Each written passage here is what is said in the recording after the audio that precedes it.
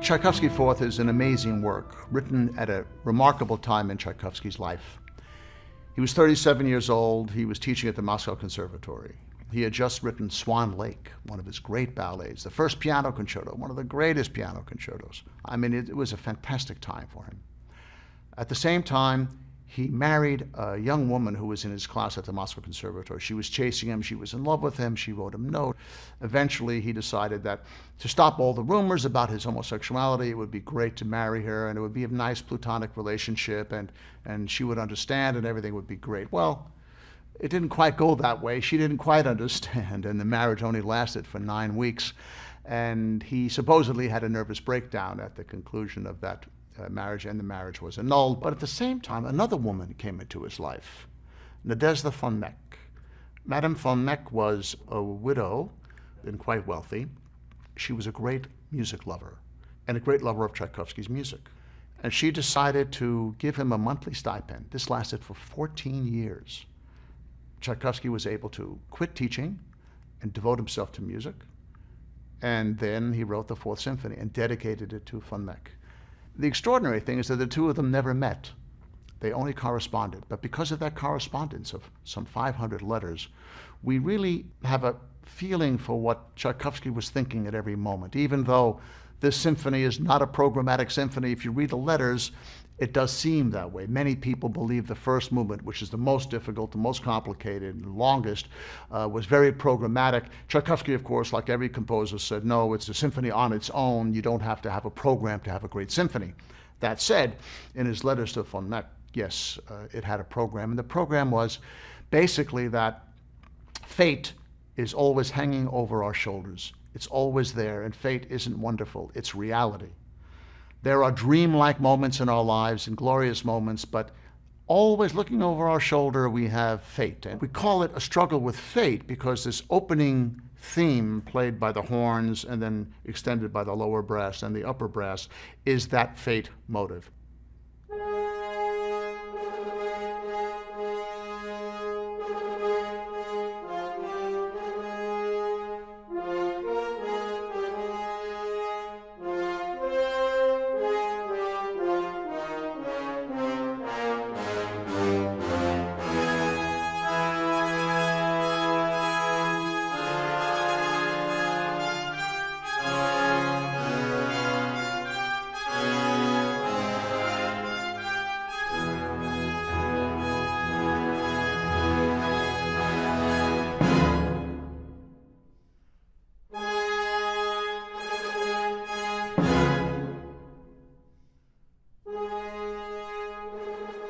At the end, the horns make a decrescendo. They get softer, playing that same material. The extension of the fate motive is in the clarinet and bassoons.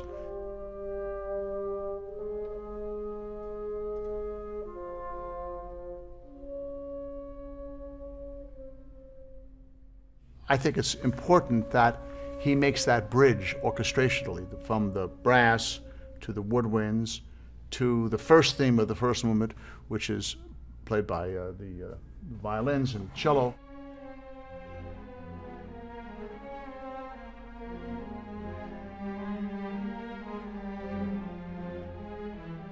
This is the dream motive. It's beautiful, it's soft.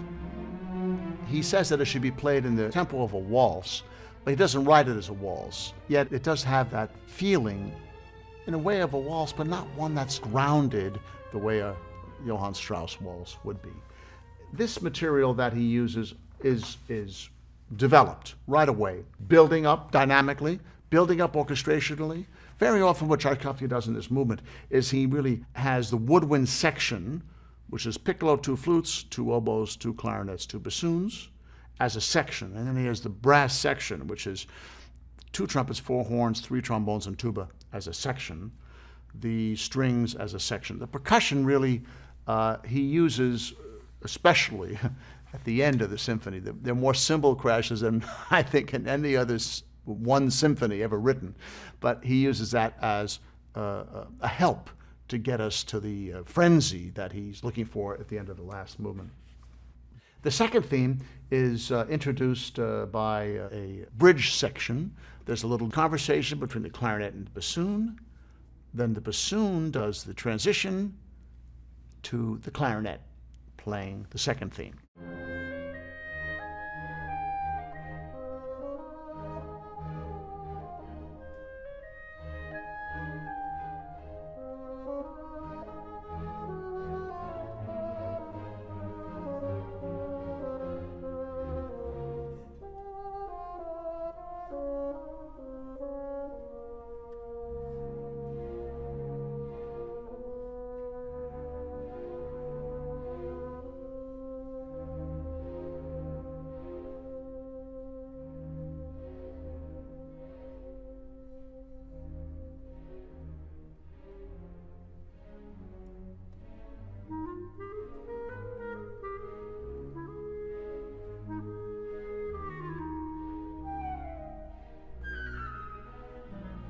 The clarinet plays the melody, and every time the melody comes to a little stop, there's a little interjection from the flutes, from the second clarinet, from the bassoon. And it happens constantly like that until the second part of this theme comes in with the cellos playing the melody. The cellos, in a sense, are extending that clarinet theme. After the cellos extend it, well, then the woodwinds extend it. A little bit later, the violins come in, and all they do is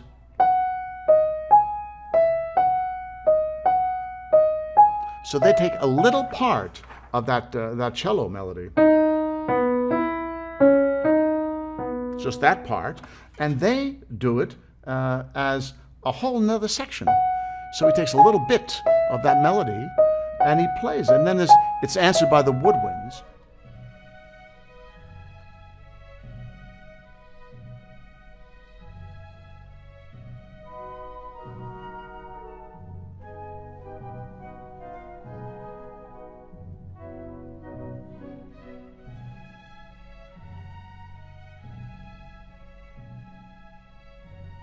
And again, this is the same kind of thing that is developed, and he develops that marvelously. And then we start the development section. And of course, in the development section, the composer uses his imagination to change things harmonically, melodically, vary the dynamics, vary the orchestration, anything he can think of to keep us interested and excited to see what's going to be coming next.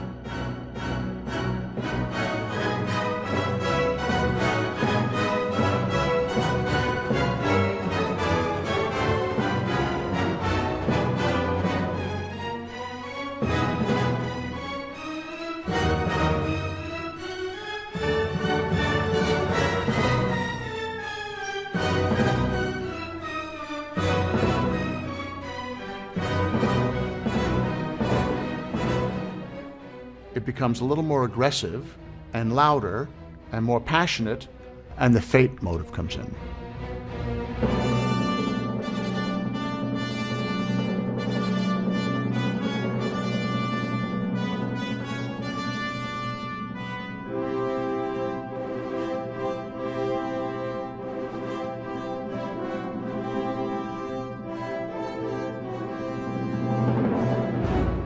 That fate motive is always looking over our shoulders. The fate motive is always played by the brass, sometimes doubled by the woodwinds, but it's a brass motive, it's a trumpet motive, or it's a horn motive. And that comes up, and sure enough, when the development is going really well and very exciting, he has to put that fate in to remind us.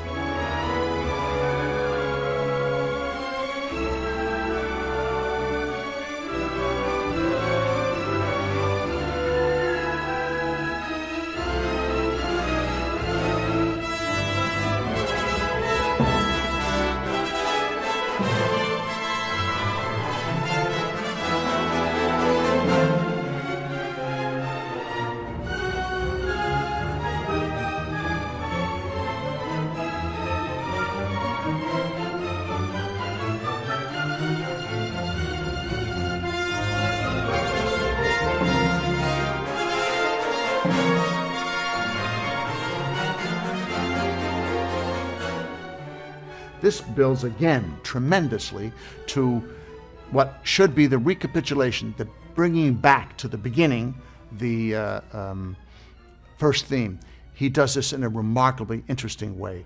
And instead of having it be as a dream, it's powerful, it's aggressive, it's in some ways glorious, but in some ways ominous.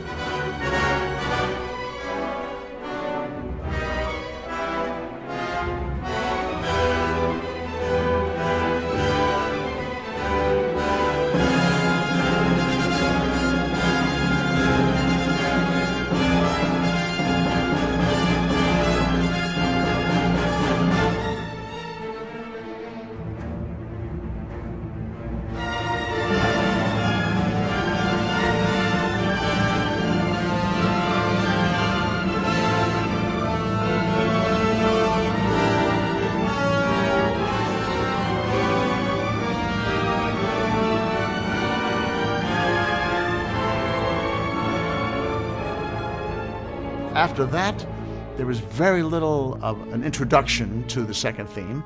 And this time, as with so many great composers, instead of having the clarinet play that theme, now the bassoon plays it. And the extension of the theme, before played by the cellos, is now played by the horn.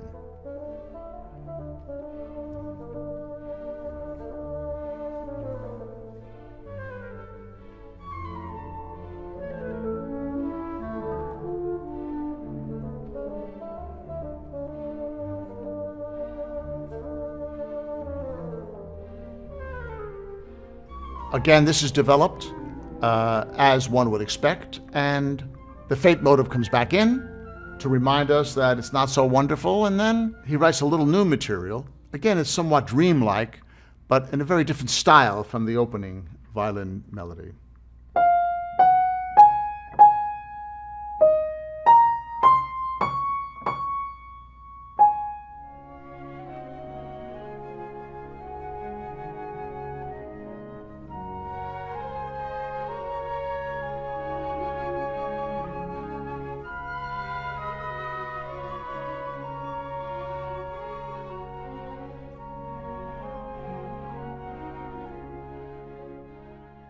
And that little melody becomes the material in a very quick way for the coda.